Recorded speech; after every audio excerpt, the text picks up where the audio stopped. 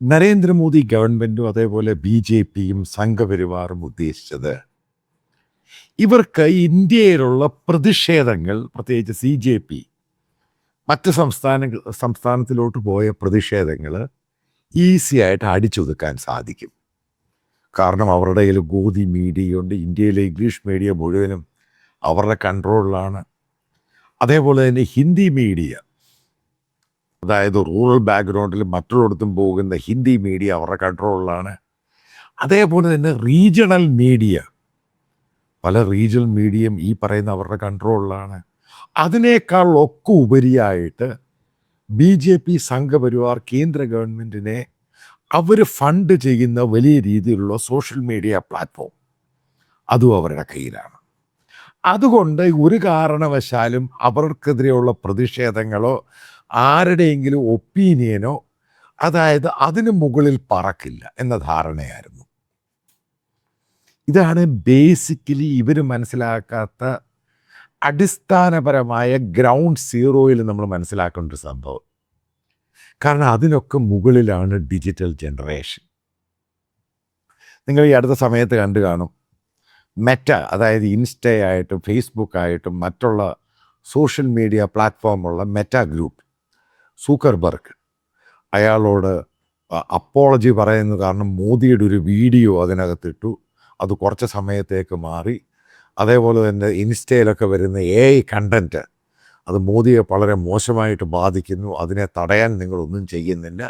ഈ രീതിയിൽ പറഞ്ഞ പാർലമെൻ്ററി സ്റ്റാൻഡിംഗ് കമ്മിറ്റി ഈ നിഷികാന്ത് ദുബെ അയാൾ വിളിപ്പിക്കുന്ന മെറ്റ ഓഫീഷ്യൽസിന് അവസാനം അത് സാറ്റിസ്ഫൈ ചെയ്യുന്നില്ല. അതിനുശേഷം മെറ്റയുടെ സീനിയർ ആയിട്ടുള്ള ഓഫീഷ്യൽസ്, ഇന്ത്യൻ ഹെഡ് ഈ പറയുന്ന അശ്വിനി വൈഷ്ണവ്, അത് IT മിനിസ്റ്ററെ കാണാൻ വരുന്നു. അവരുടെ അപ്പോളജിയും വന്നു. ഓക്കെ, ഈ അപ്പോളജി കൊണ്ടൊക്കെ ഈ സാധനങ്ങൾ തടയാൻ പറ്റുമോ? അതാണ് ടെക്നോളജി എന്ന് പറയുന്നത്. ഇപ്പം നാളെ മെറ്റ, ഇൻസ്റ്റാഗ്രാം ഇതേപോലെയുള്ള സംഭവങ്ങൾ പബ്ലിഷ് ചെയ്യുന്നില്ല. അതായത് ഇവിടുത്തെ ചെറുപ്പക്കാരുടെ അവരുടെ പ്രതിഷേധം, അവരുടെ ഒപ്പീനിയൻ, അവരുടെ ട്രോളുകൾ പബ്ലിഷ് ചെയ്യുന്നില്ല.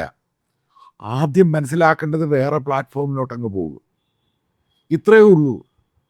അതായത് മനസ്സിലാക്കേണ്ട ഒരു പ്രധാനപ്പെട്ട കാരണം, ഒരു സംഭവം, ഡിജിറ്റൽ ജനറേഷനെ ചലഞ്ച് ചെയ്യരുത്. അത് എനിക്കോ ഈ കാണുന്ന എൻ്റെ കൂടുതലും വീഡിയോ കാണുന്നവർ എൻ്റെ പ്രായമുള്ളവർ മറ്റുള്ളവരൊക്കെയാണ്. അതായത് നമ്മളെക്കാളും അഡ്വാൻസ്ഡ് ആണ് ഈ പറയുന്ന ഇന്നത്തെ ജനറേഷൻ. ഇപ്പോഴത്തെ ഈ ജെൻസി എന്ന് പറയുന്ന ടെക്നോളജിയുമായിട്ട് നമുക്ക് വളരെ ഫെമിലിയറാണ്. അതായത് എൻ്റെ മകളും മകനും ജനിച്ച് വീഴുന്നത് ഗൂഗിളിലോട്ടാണ്. ഗൂഗിളുള്ള തലമുറയാണ്. അതായത് ഡിജിറ്റൽ തലമുറയിലാണ് അവർ ജീവിക്കുന്നത്, അവർ ജനിച്ച് വീഴുന്നത്. അപ്പോൾ അവർക്കിത് എങ്ങനെ ടാക്കിൾ ചെയ്യണമെന്നുള്ളത് അവർക്കറിയാം. അതായത് ഈ മെറ്റയാണെങ്കിലും ഇൻസ്റ്റാഗ്രാം ആണെങ്കിലും അതേപോലെ എക്സ് പ്ലാറ്റ്ഫോം ആണെങ്കിലും യൂട്യൂബ് ആണെങ്കിലും ആദ്യം മനസ്സിലാക്കേണ്ടത് അതെങ്ങനെ ഹാൻഡിൽ ചെയ്യണം, എങ്ങനെയാണ് ഇൻഫർമേഷൻ പാസ് ചെയ്യേണ്ടത്, എങ്ങനെയാണ് സ്പ്രെഡ് ചെയ്യേണ്ടത്, നമ്മളെക്കാളും ഒക്കെ കൃത്യമായിട്ട് അവർക്കറിയാം. അവരുടെ ലൈഫും മുഴുവനും അവർക്കിത് കൃത്യമായിട്ടറിയാം നമ്മളെക്കാളും. ഇതാണ് ഈ ജനറേഷൻ്റെ ഏറ്റവും വലിയ പ്രത്യേകത.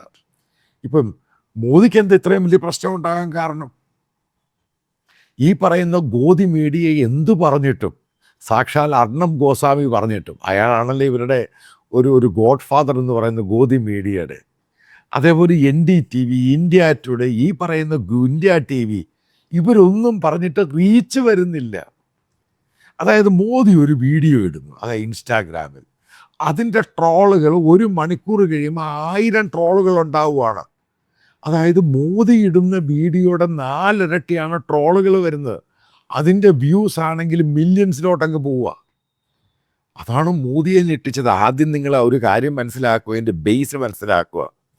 2014 നരേന്ദ്രമോദി ഇന്ത്യൻ പ്രധാനമന്ത്രി ആകുന്നതിന് മുമ്പ് ഈ നരേന്ദ്രമോദി ഗുജറാത്തിൻ്റെ ചീഫ് മിനിസ്റ്റർ ആയിരുന്നു. അദ്ദേഹം ബേസിക്കലി ഈ പറയുന്ന സോഷ്യൽ മീഡിയ പ്രോഡക്റ്റാ.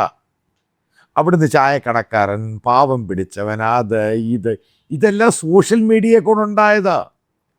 അവിടുന്നാണ് മോദി ഈ വിശ്വഗുരു എന്ന് പറഞ്ഞ പ്ലാറ്റ്ഫോമിലോട്ട് കയറുന്നത്. അത് സോഷ്യൽ മീഡിയ ആക്കി കൊടുത്തതാ. യാഥാർത്ഥ്യം എന്തുവാ? ഈ പറയുന്ന ഒരു സാധനവും അല്ല അയാൾ. അതല്ലേ അത് ഇപ്പോഴത്തെ ജനറേഷൻ ജെൻസി അത് തെളിയിച്ചു കൊടുത്തു. എന്നെയും നിങ്ങളെ അത് പൊട്ടന്മാരാക്കി. സത്യമല്ലേ യാഥാർത്ഥ്യം?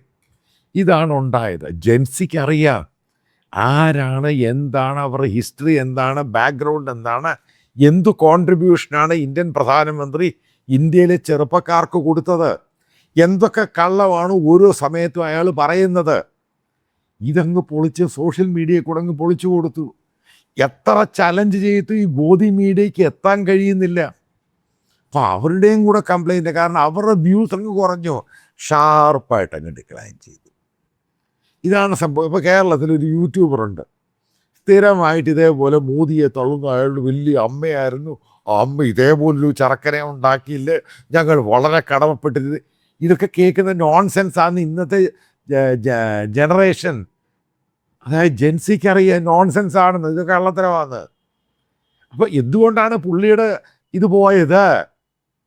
എന്തുകൊണ്ടാണ് ആൾക്കാരത് കാണാത്ത? ആൾക്കാർക്ക് പിടികിട്ടി പക്ക ഗോതിയാണ്, ഗോതിയേക്കാളും വലിയ അടുപ്പം കാണിക്കുക. അത് ഒരു പരിധി കഴിഞ്ഞാൽ ഇത് ആൾക്കാർ തള്ളിക്കളയും.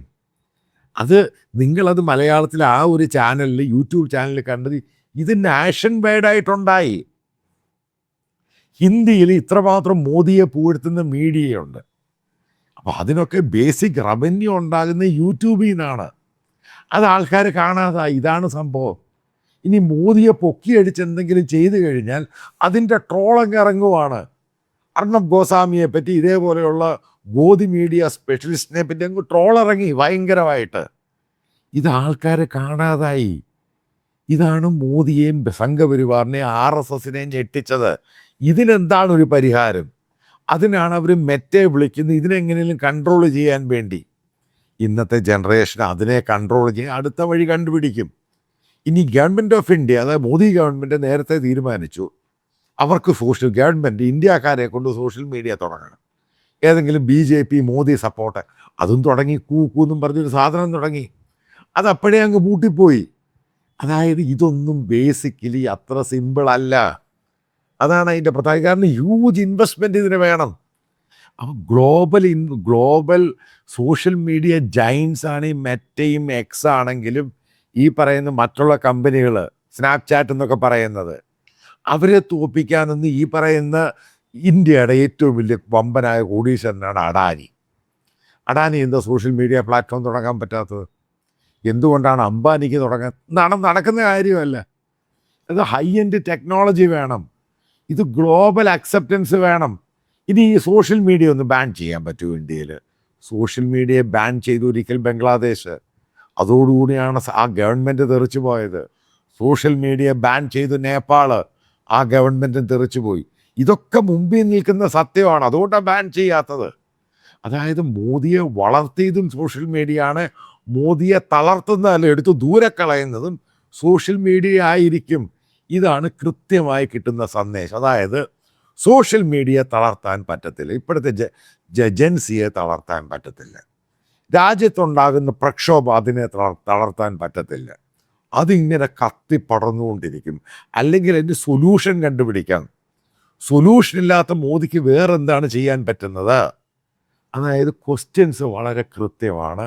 മോദി ഗവൺമെൻറ്റിന് ഉത്തരം കൊടുക്കാൻ കഴിയുന്നില്ല. വലിയ താരങ്ങളായിരുന്നു മോദി ഗവൺമെൻറ്റുമായി ബന്ധപ്പെട്ട സോഷ്യൽ മീഡിയ എക്സ് പ്ലാറ്റ്ഫോം, പ്രത്യേകിച്ച് അവന്മാർ മിണ്ടാട്ടമില്ല, ആരും അത് മൈൻഡ് പോലും ചെയ്യുന്നില്ല. ഇതാക്കിയതിൻ്റെ കാരണം വെറുതെ അങ്ങ് പൊക്കുക, സുഖിപ്പിക്കുക മാത്രം ചെയ്യുന്നു. കുറച്ച് കഴിയുമ്പോൾ അതില്ല, ജനങ്ങൾ യാഥാർത്ഥ്യം അറിയും. യാഥാർത്ഥ്യം അറിഞ്ഞു സോഷ്യൽ മീഡിയയിൽ മോദിക്കെതിരെ തരംഗമുണ്ടായി. ആ തരംഗം നിൽക്കണമെന്നുണ്ടെങ്കിൽ മോദി മാറിയേ മതിയാവത്തുള്ളൂ. അതാണ് തരംഗം. അതായത് വേവ് അടിച്ചു. ആ വേവ് മാറണം എന്നുണ്ടെങ്കിൽ അത് മുന്നോട്ട് മാറിപ്പോകണം എന്നുണ്ടെങ്കിൽ മോദി മാറാതെ ഈ വേവ് മാറില്ല എന്നുള്ള കാര്യം കൃത്യമായിട്ടങ്ങ് പറയാം.